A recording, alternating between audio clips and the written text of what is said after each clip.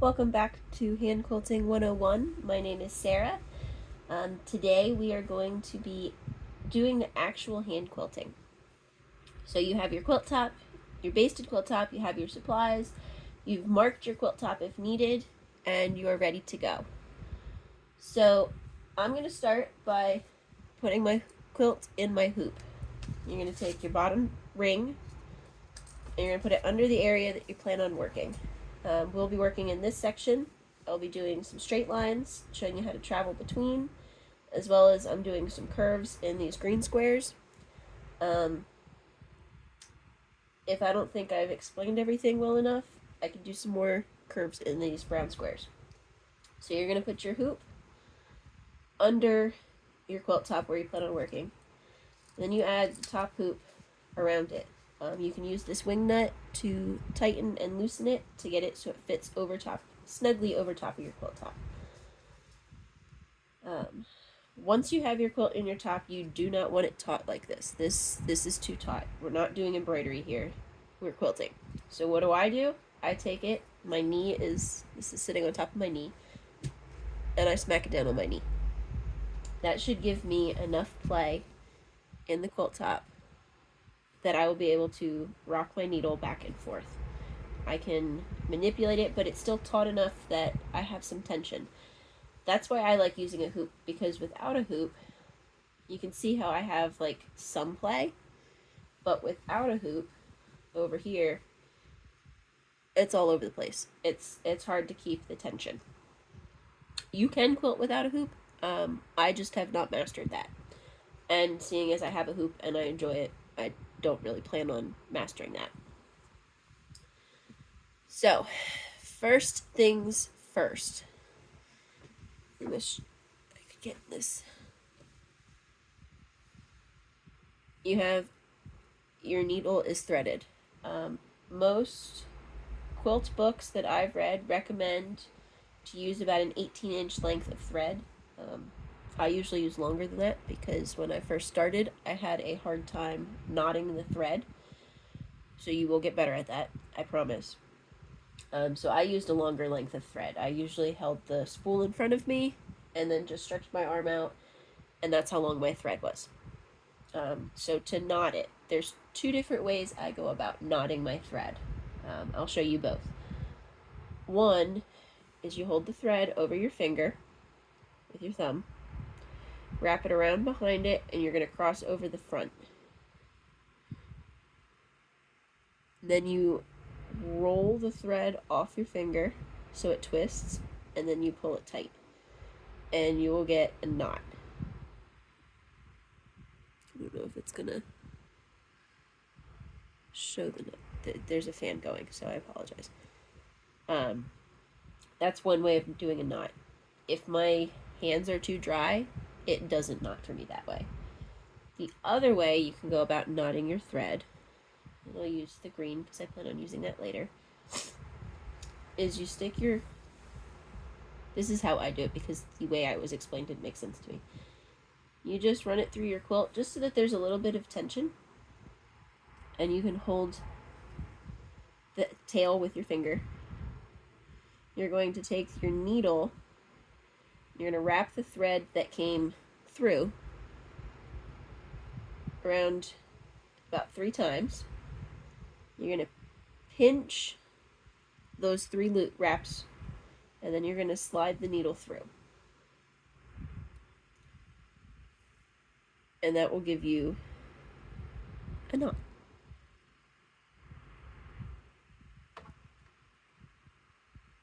Get the light better. It will give you a longer tail this way, but you can always trim that off. We'll use that thread later. So, you got your knot in the end of your thread. Where do you start? Pick a spot. If you're doing grid work, just wherever you feel. I usually start on one edge of what I'm working on and work my way over and back and across and up and down. You can, if you're doing lines, if you're doing straight lines across the whole quilt top, like not like this, I would start by going somewhere in the middle. So if you're doing cross hatching, I would draw I would do like a giant X across your whole quilt top, and then go back and work your way over either direction. Um, or if you're doing like a grid, pick your middle and go over and back. That will help secure things. Um, but really, you can start wherever. It's usually recommended that you start in the middle and work out so that you don't get as much puckering in the middle. But as I mentioned, I've quilted the edge of this quilt all the way in because I wanted to bind it. Um, I will probably end up with a little extra fabric in the middle and wrinkling, but you're able to smooth that out a little bit better when you're hand quilting. So I'm just going to pick a spot. You're going to stick your needle. If your needle's probably about an inch long, inch and a half, I'd say. So pick a spot about 3/4 of an inch from where you plan on starting. You're going to put the needle through the fabric and the batting, but not the backing. Your bottom hand is sitting under here, under where you're planning on quilting. So I'm quilting in this section. So my hand is sitting here because I'm feeling to make sure the needle doesn't pop through. You're going to come up where you plan on starting quilting. Pull your thread through. You're going to pop it through. Sometimes it pops through easier than others. If your thread pops all the way through like that did, that means my knot is not big enough. So I'm just going to see if I can add another knot. Make my knot a little bit bigger. Is that bigger? That's not even another knot. There we go. We'll try that. So then we try that again. You're going to insert your needle about 3/4 of an inch from where you're going. You're starting. You're going to pop the thread through. That's called burying your knot. So now you get your thimble out. Most traditional quilters and books and videos will say to wear your thimble on your middle finger, and you're going to push the needle down with the tip of your finger and rock it back and forth. This thimble is not comfortable for me, but it's one that I bought and I tried and it didn't work. What I do is I use this Clover adjustable ring finger, or ring thimble. Which way? This way. And when it shows up, it's much bigger than this. You put it on your finger and you can squish it around so that it's comfortable to this where you want it on your finger. I quilt with my pointer finger, and I just rock the needle back and forth with my pointer finger. I don't know what it's called, the eye side of the needle is going to sit in all these little grooves, and that's how you roll it back and forth. So if you have a thimble that doesn't have very deep, like very, very shallow dimples in it, your needle is going to slip and slide a lot. So to take your first stitches, and I'm doing my best to show you what I'm doing, you're going to push your needle down where you want to start quilting. You do not need a lot of pressure for this. Your thimble is going to hold the top of the needle, and your bottom hand is underneath. I'll show you this on the next stitch, when my needle's not likely to fall out. Your bottom finger is underneath, feeling for the needle. When you feel the needle tip, you're going to take your needle from the standing position and you're going to rock it back to lay it down. Your bottom hand is going to push up just a smidge, just to stay in contact with that needle tip, and your thumb is going to push down on the quilt top so that you create this little like hump in the fabric so that the needle will just slide through. Your back finger, your thimble finger, is going to push down. You're going to push it through, and then you're going to stand it back up. and then you're going to repeat. So it goes from standing to laying down. You push it through till you barely feel that needle tip on your fingertip, and then you stand it back up. So we're going to see how well I can do this for a minute.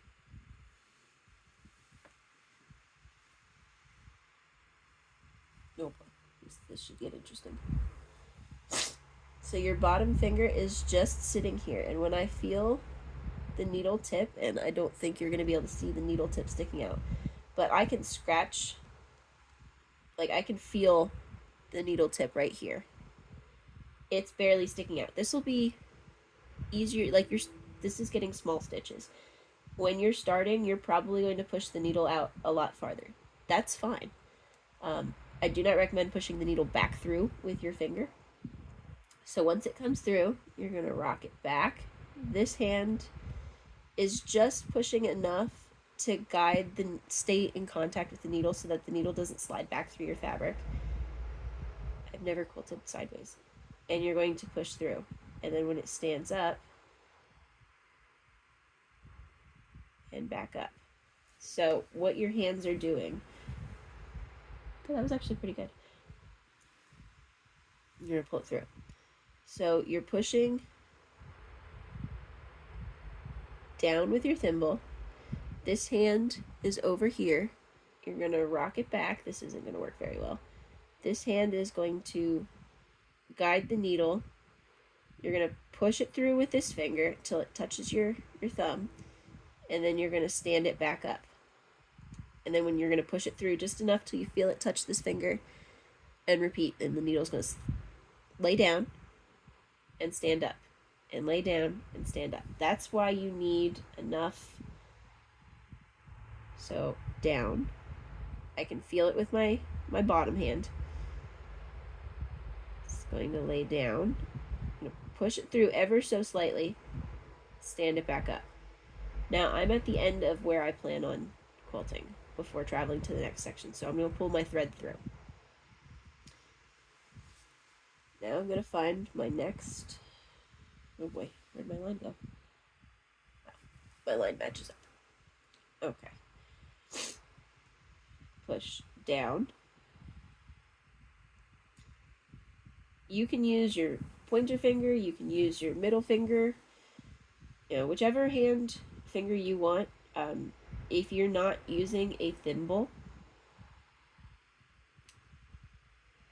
when you first start, while you're building up that callus on your bottom finger, it will get quite tender.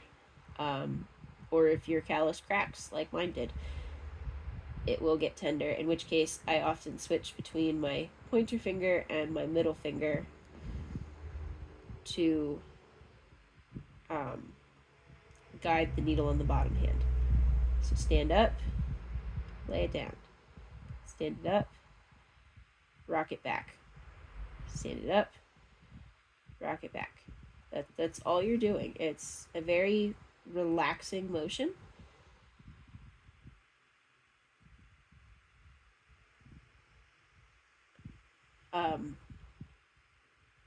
You will get a rhythm.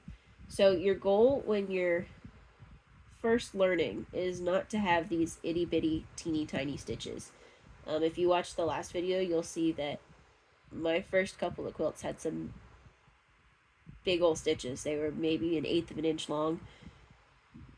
Some of them might have even been closer to 1/4 of an inch. The little tiny stitches come with time because you learn what tension you need on the quilt top. You learn how much you need to push the needle. Your goal should be to have even stitches, to push the needle down through the quilt top evenly, the same amount that you're rocking it back and you're pushing it through this way. So you're pushing it down and this way the same amount. Back and forth.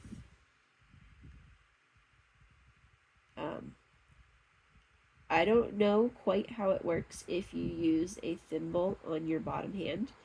I know some people do. I don't know how you feel the needle coming through. Like I said, this is just how I go about hand quilting. I know some people use thimbles on 3 fingers, on your thumb, your middle finger, when they do it this way. And the motion is still the same, it's just where are you pushing with the needle. And your bottom hand. And I don't know how they feel that the needle is coming, making it all the way through.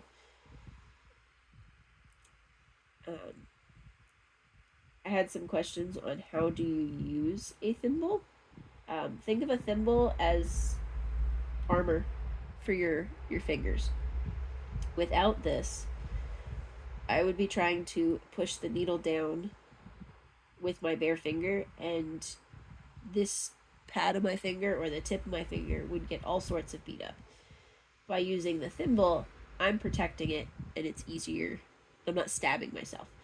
You're not pushing down so hard that you're bleeding. You're stabbing your bottom hand, and your fingers bleeding all over your quilt. That's not advised. Some people, when they start out, they can't figure out this rocking stitch, so they do something called stab stitching, where you will push the needle. I already finished this row, but you'll push the needle all the way down, pull it all the way through the bottom, and then they'll push it back up the quilt top. That will result in very nice stitches on the top. The back side of your quilt will probably be all sorts of cattywampus, because you're not keeping it in a straight line. You're coming down here, but you might be coming back up through the quilt top at an angle. You might be coming at an angle like this. You might be coming at an angle like this, or leaning this way, or pushing it away. But it's coming out the top where it needs to be, but the back probably won't look as pretty. So you finished your line of stitching, and you need to move to the next spot, but your needle is it's not connected. So what do?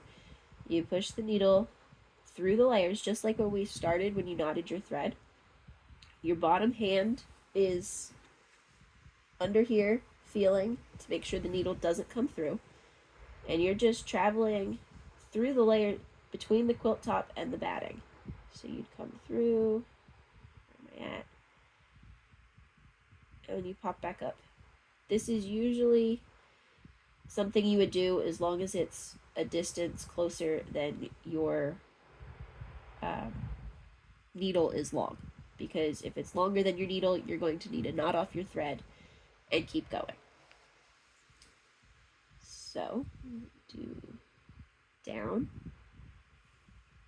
Let's try a different angle. You're going to lean back, pop it through, stand it up, push it through. Sometimes my thumb isn't even where the needle tip is. It's just off to the side, because I can see how far the needle has come through the quilt top.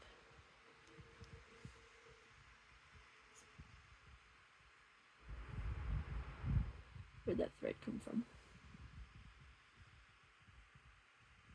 It appears I have a straight thread. We'll get rid of that one. Okay. Try a different angle as well. So here we go. Down, up, down. Sometimes I just have my thumb to the beside it, but it's enough that it creates that like mountain peak for the needle to poke through.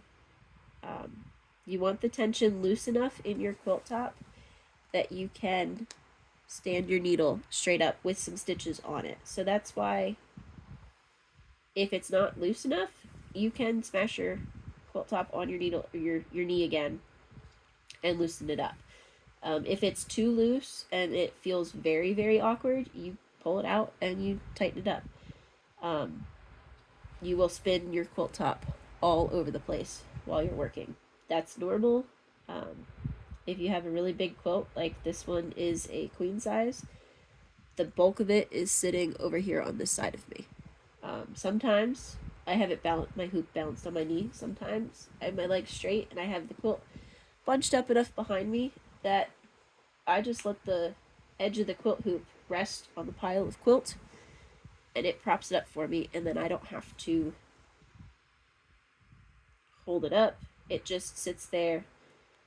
My hands are not holding the hoop. They're not pushing against it so that it stays where I need it. That's just all balanced on the edge, on either the quilt behind me or on my knee. Part of why I enjoy hand quilting so much is I can sit here on the couch and quilt to my heart's desire, and I can watch a movie if I want. I can do whatever I want. I can sit in my comfy spot. I can be with my family. Okay, so let's say I'm at the end of my thread, and you're going to want to knot off your thread when you probably have about 4 or so inches left of thread left on your needle. Anything less than that, and it gets to be a little bit of a pain to knot it off. Let's see if I can. So, to knot off your thread, I usually take my thimble off for this. Where am I? Come over here. You're going to hold your thread that it comes through. This is the problem with using a light colored thread on a light colored quilt. You're going to, just like we did, we're going to wrap our needle about 3 times around the thread that came through the quilt top, and you're going to hold it pull it taut as close to the quilt top as you can. You're then going to pinch those 3 loops and pull the needle through your finger. That's going to result in an itty bitty, I don't know if that's even coming up on camera, but there is a knot there. It doesn't look like it's going to be enough to hold, but don't worry. I've washed my quilts enough times that the quilting is still there. You're then going to go take one more stitch, but you're not going to go through. You're just going to go through the layers, and you're gonna wiggle your needle around a little so that it goes like wiggles through the batting, and it gets caught on more batting. You're gonna push your needle through, and you're just gonna pop that through, knot through. You can snip it off here if you want. If you are, let's say you just finished that line of stitching and there's no way to travel to the next section that you want to quilt, what I do is, while this is still in here, instead of snipping the thread and knotting it off, I just wrap that around, hold it, and pull it through, and I create the knot while it's still attached, and then I'll just snip it off and then move to my next spot. So that's how you do straight lines. It's a motion that you will learn. It's not that difficult. It's just something that takes a lot of time and a lot of practice. Like learning to match up all your points and all your seams with the piecing process. It just takes time. The only thing about hand quilting is it takes a lot of time, usually, to finish a big quilt this way. It's not as fast as a sewing machine. Oh, I apologize for the sniffles. So, how do we do curvy lines?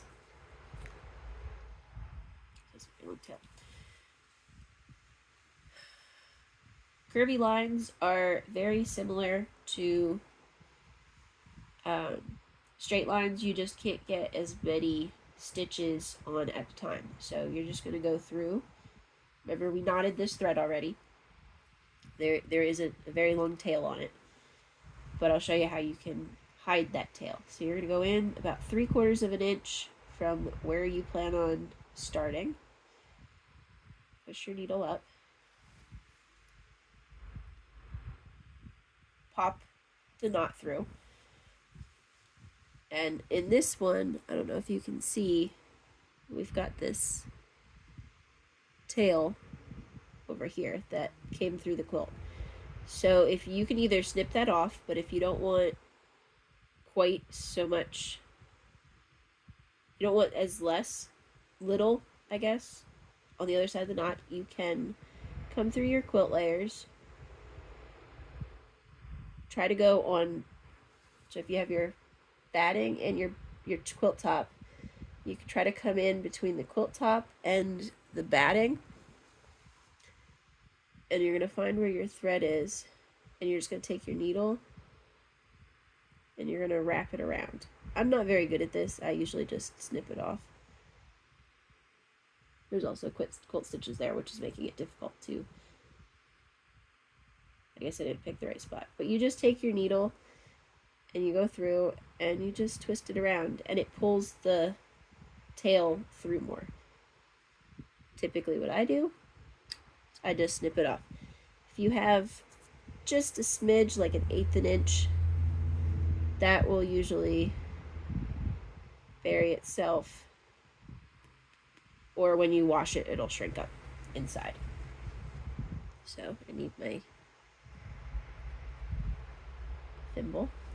I'm going to be doing a curve going up here and meeting back at this point. This is not going to be a very big curve. This is going to be a very gentle, small curve.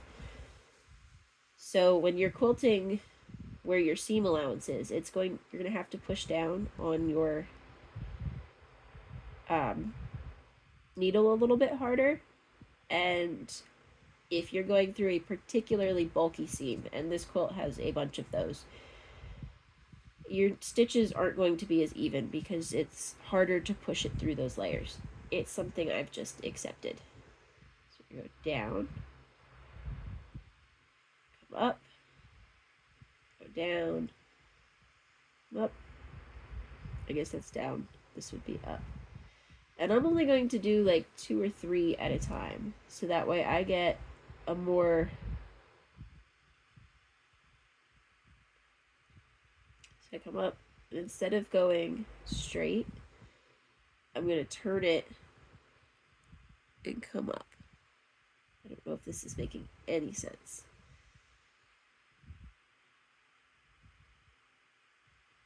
So this is probably about as many stitches as I want to do.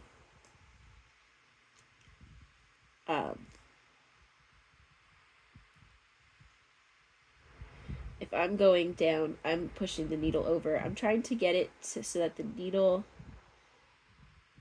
point comes up or goes down, following the curve that I want to do.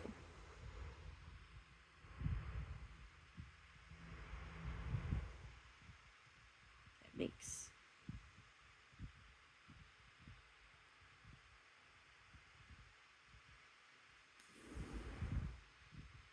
So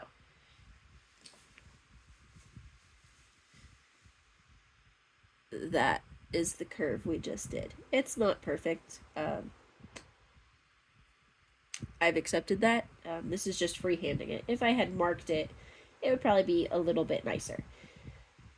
So because my plan is to do a curve to this point, curve over to this point, and then the halfway point to come back to the middle, I chose to start here. I'm going to go this way, travel under to the halfway point, come back, do this curve, travel under, and then come back. That way I don't need to keep knotting my thread back and forth. You kind of have to visualize where you can travel and how to have a continuous thread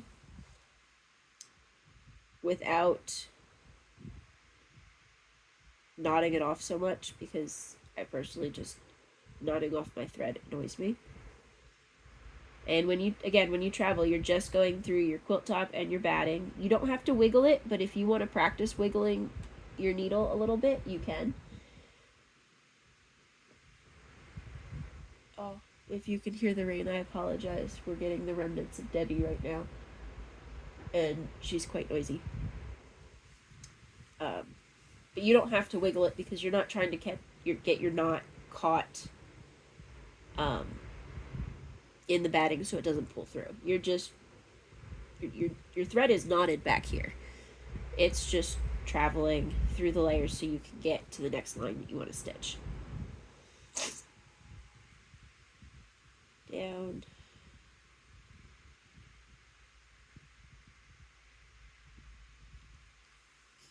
When you're first starting curves, I do highly recommend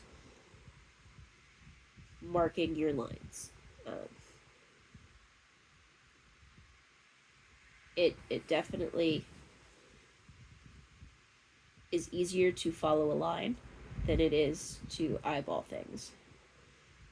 You can eyeball, as you can see, I am. And in the grand scheme of things, right now you are this close to your quilt top. You're going to notice all your mistakes. Once it's washed and on your bed, you're just going to see the lovely texture that's in your quilt top. You're not going to be examining it this close to your face and going, oh, your stitches aren't even, or that curve's not exactly a little angular. You're just going to see, oh, look, there's a gentle curve to that. So give yourself a little bit of grace while you're quilting. Ooh, I can feel that this is where all my seams came together.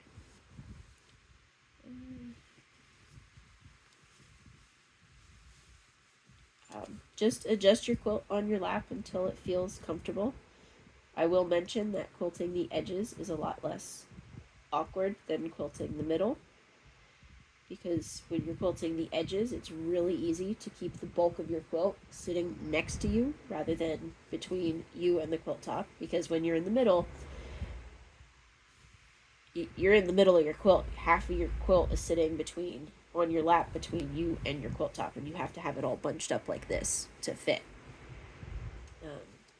So if that does feel awkward, it will. That's normal. Again, I'm just turning my needle as I need it to turn, if that makes sense. So I'm going down, I'm coming up, but I'm pulling the needle to the side so that it comes up where I want it to. I don't know if this is easy enough to how easy this is to explain. So go down, come up. Ooh, that's a really big stitch. I have the camera as close as I can get it for it to make sense. I really wish I could have it over the back of my shoulder, but unfortunately I have no way of doing that. So I'm just coming up and I'm pulling the needle. So instead of being a straight line as if I were going this way, I have it over here so that the needle comes up in a curvy, so that the thread looks like I curved.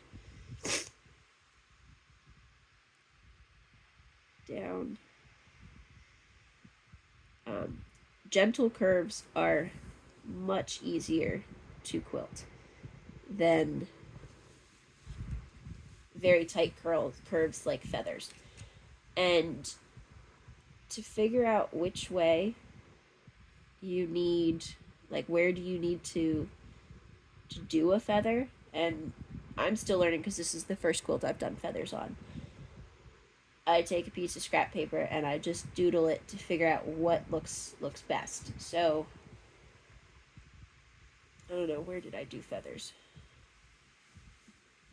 So when I do feathers, I have my starting point and I go around, and then I just work up one side of the feather, and then I knot my thread off and I go back and I do the other side. So I did this loop, and then I came up and I did this loop, and then I traveled under a little bit, I came up here and I did this loop, traveled under, did this loop, knotted my thread off. Then I came back down to my starting point and I did this loop, did this giant loop, and then I came up here and I did another one, traveled, did this one, and then I finished off the top of my feather thing, because I knew where my stitching line was on this side and I knew where it was on this side. If I had done this first, I would have had to match this feather to this line, and I thought it would look a lot easier if I just did that last. So I've watched a lot of long arm videos on how do they go about doing custom quilting. I don't own a long arm, but I was trying to get an idea of how do they pick a design, how do they come up with, like, how do they make those really cool designs. And when you see they travel on the top, that's where we can either travel under or knot our thread off and go back, so you don't have to have that extra line of stitching along the edge of a shape. How, I don't know how they would do this design that I'm doing, but they'd probably do something, I have no idea what. It'd be a little bit different of a shape, but I just watched a lot of YouTube videos, and when you see how they travel, and my brain just went, oh, so I can just do that underneath all the layers, or through the layers. I don't have to have that traveling show quite as much.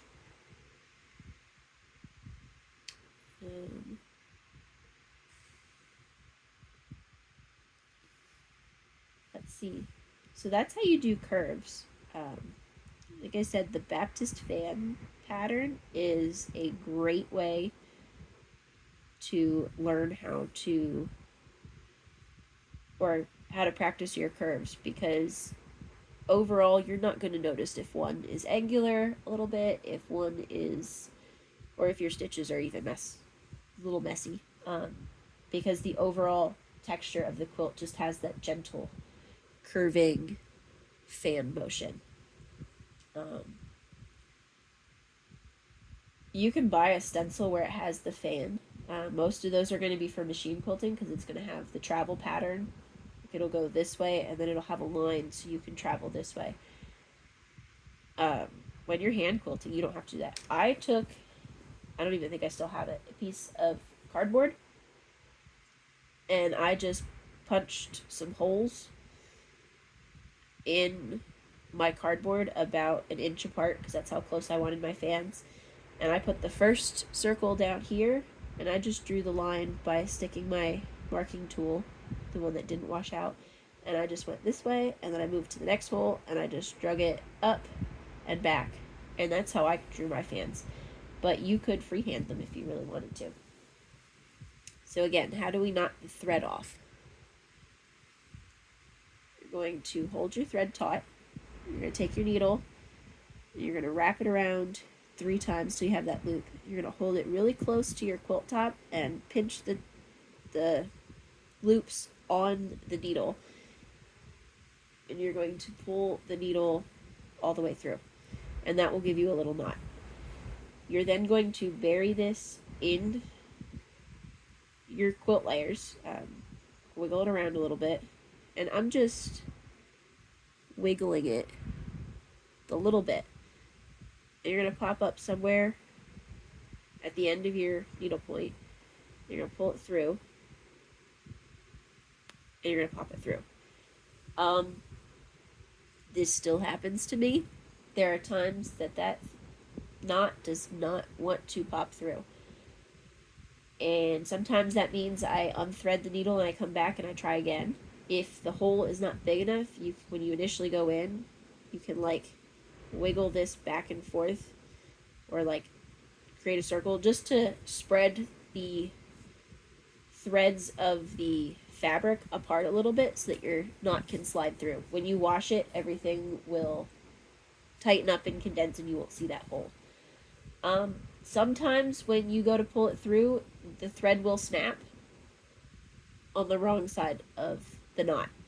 You're then going to have to take your needle and unpick some stitches so you have a long enough tail to thread your needle, knot it, and try again, and then you're going to have to re-stitch those stitches. I've already had to do that multiple times, so don't get super upset with yourself. If you know you're trying to knot off your thread where all these seam allowances are, you can knot it, wrap your thread around maybe twice instead of 3 times. I've done that where I know that this is going to be a pain in the butt spot to get my thread knotted, my knot through. So you can try that.